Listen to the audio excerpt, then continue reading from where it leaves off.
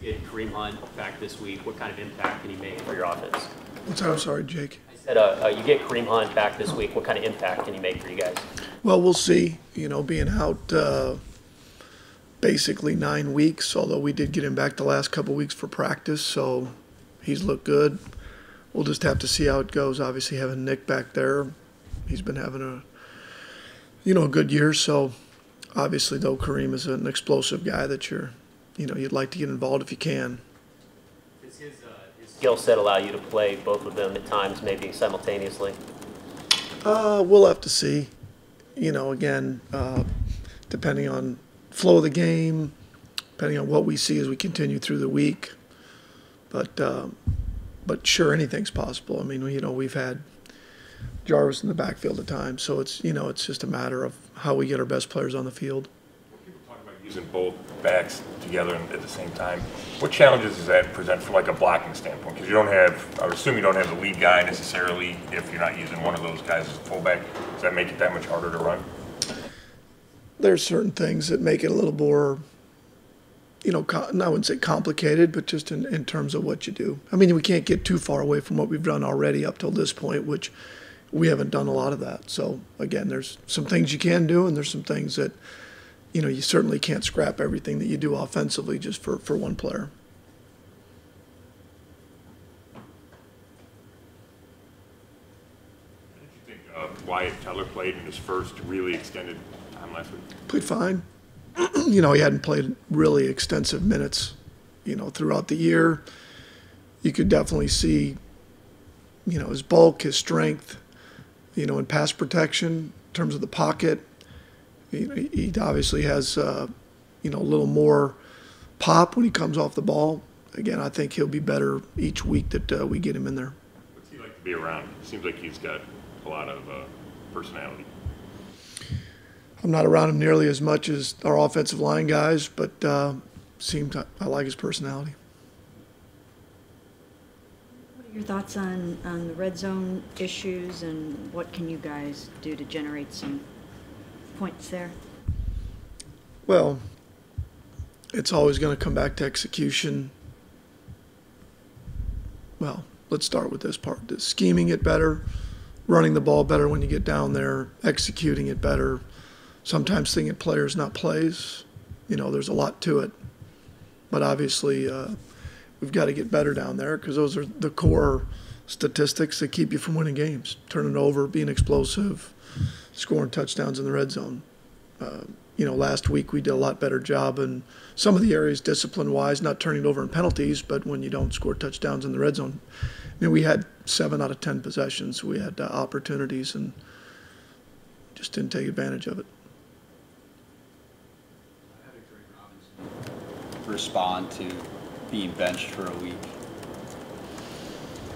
Well, I thought his response was, I thought he responded really well, and I thought he handled it the way we hoped he would. Now let's hope moving forward that he understands what the expectation of any pro is and what the team expects from him. What makes the Bills defense, they're ranked top 5, I think. What makes them so effective? Well, I think they've surrounded themselves with similar players by nature, makeup. They've got a number of players that maybe at some place else weren't thought of as impact players that have impacted their roster. They play awfully hard. They force you to protect both edges, run and pass, because they'll bring any of their defensive players from safeties to corners. I think that's probably the biggest thing. They play hard, play well off each other, and you have to protect both edges. What do you think Baker stands confidence-wise in there? Is there anything you or even the game plan could do to help if there is an issue? Oh, sure. First of all, I think he's a very confident young man. I don't think there's anything from that. There's a frustration, sure there is, from all of us. How do we do it better? That's what we're paid to do. Starting with us, how do we do it better each week? How do we get our guys to do it better? That's what everybody tries to do in this league. That's what every staff is paid to do. Every team has talent.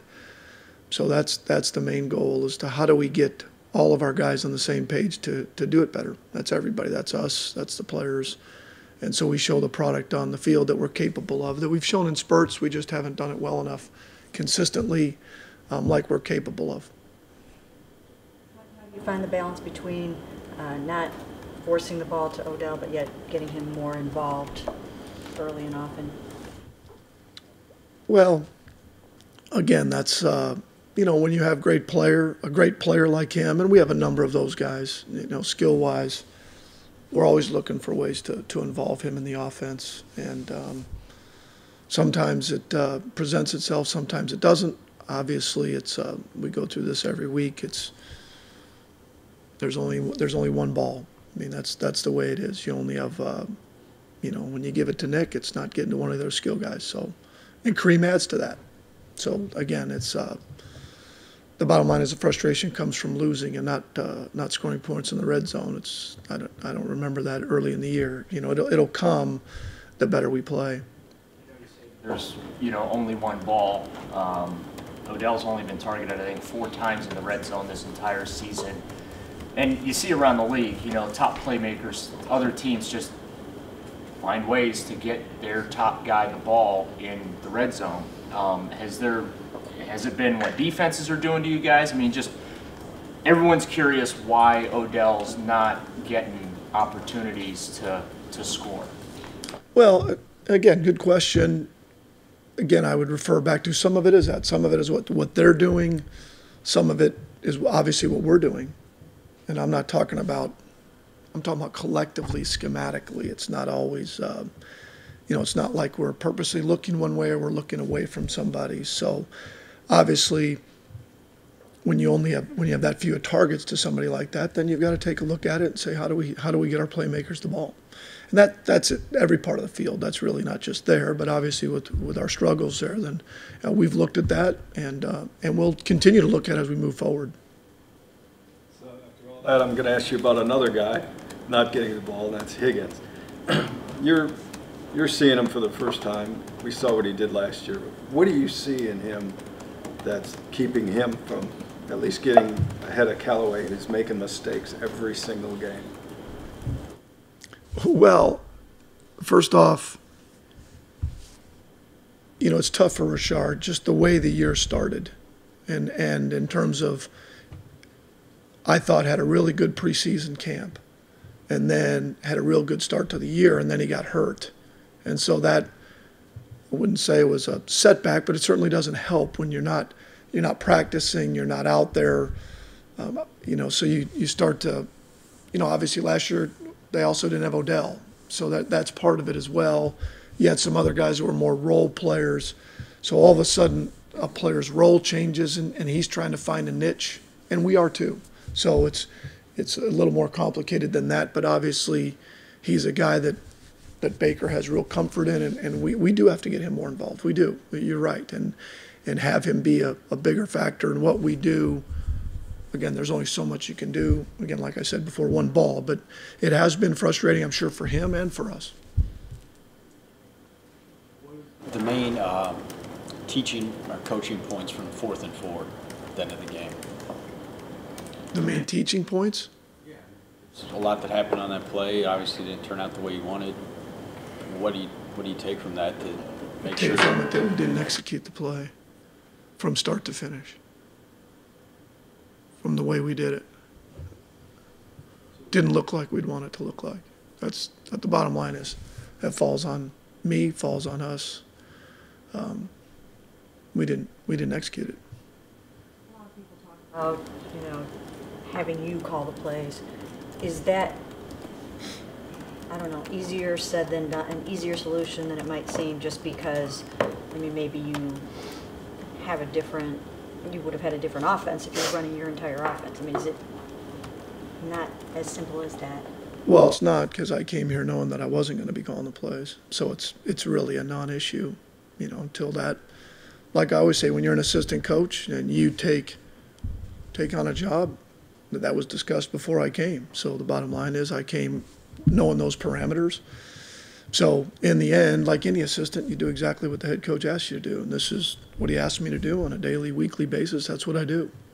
You know, so at this point, that hasn't even been discussed. It's been discussed more outwardly than it has been inwardly, if that even makes sense.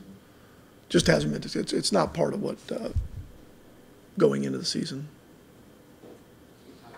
Antonio Callaway came back in the San Francisco game. Obviously, didn't go the way anybody wanted it to. So when a guy's off for a while, and I'm asking because of Kareem Hunt, do you have a good sense of if he's really ready, or do you not know until game day? Well, again, each player is different. Each player is different in terms of their mental makeup, their ability to comprehend the game plan, situations that arise in terms of the mistakes they make that, you know, some mistakes come up that hurt your team more than others, you know. So in the end, you know, a player being away is never good because you can say you're dialed in and you're dialed in a game plan, but unless you're playing, it's very difficult to maintain that focus. You ask guys to do that, but you know, we anticipate everybody that we play in the game to play well. Otherwise, we shouldn't be playing them. So in the end, you know, do I think Antonio's gotten better each week? Yes, and that's helped. Obviously, coming back from where he was initially. But we would expect Kareem, the things that we put him on the field for, we would expect him to execute and make plays for us.